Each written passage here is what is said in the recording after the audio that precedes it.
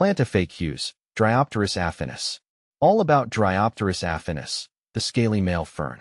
I'm Ferb Vu, and I'm here to answer all your burning questions about the Dryopteris affinis, also known as the scaly male fern or golden-scaled male fern.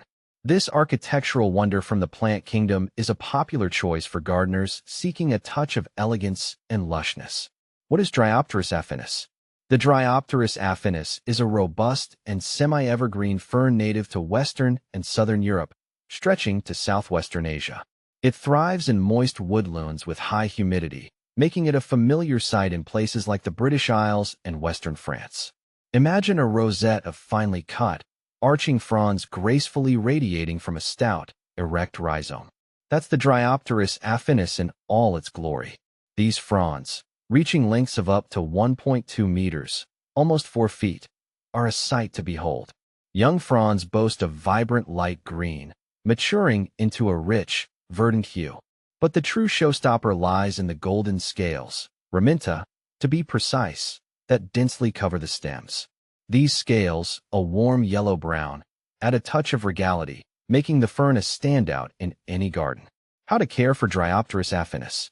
So, you've been smitten by the Dryopteris affinis and want to bring one home? Here's what you need to know. Light. While it tolerates partial shade, dappled sunlight is ideal. Avoid harsh, direct sunlight. Soil. Well-drained, moist soil rich in organic matter is key. Think composted bark or leaf mold for optimal results. Watering. Keep the soil consistently moist, but avoid waterlogging. Regular watering, especially during dry spells, is crucial. Fertilizer. A balanced, slow-release fertilizer applied in spring can give your fern a boost. Hardiness. The Dryopteris affinis is generally considered hardy to USDA zones 5 to 8. In colder regions, winter protection might be necessary. Is Dryopteris affinis evergreen? In mild climates, the Dryopteris affinis retains most of its fronds throughout winter, earning its semi-evergreen status. However, in colder regions, some dieback might occur. Is Dryopteris affinis toxic? While not deadly, the Dryopteris affinis contains compounds that can cause stomach upset if ingested.